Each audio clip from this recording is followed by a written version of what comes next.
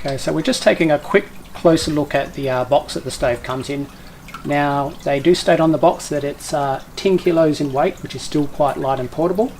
3 times more efficient than a campfire, and 2 times more efficient than the home stove.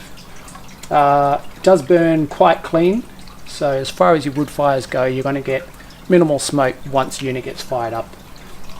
You can use it basically to keep warm around. You can do your marshmallows, but it also has a built-in grill on the top where you can actually put your pan, and that's where you do your cooking.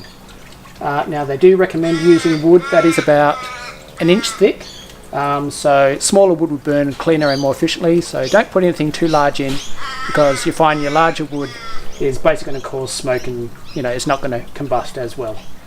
Okay, so we'll pop the box open and have a bit of a look inside. Now, I've already had this one out of the original packing just to make it a bit easier. So it comes with a very sturdy carry bag, which is great. You don't often see that with a lot of items you buy these days. It's got a very heavy duty zip on it. And here we have the stove all packed away inside. So the main parts you have, in this pocket on the side, you have your 2 portions which form the top of the stove as the stove rest. Got the stove here. This is the back door for the stove, so if you need to empty the ash, you lift this up and it just opens up the back of the stove, allowing the ash to come out.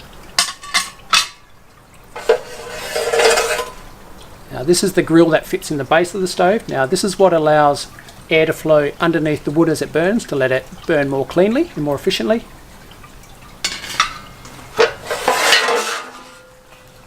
This is your main chimney portion.